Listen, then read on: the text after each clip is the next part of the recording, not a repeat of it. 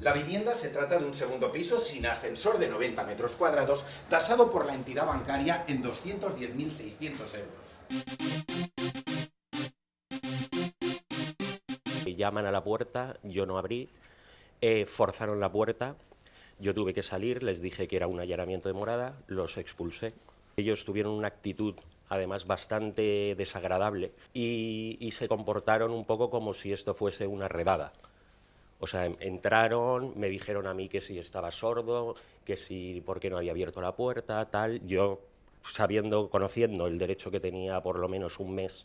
hasta, o sea, de plazo para poder pues, hacer una mudanza o dejar esto,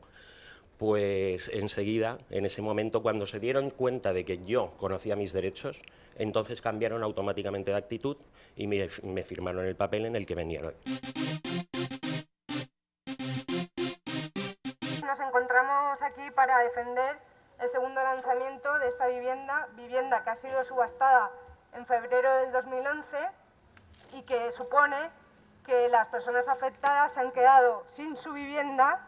y con una deuda, con una condena de por vida que asciende a más de 100.000 euros.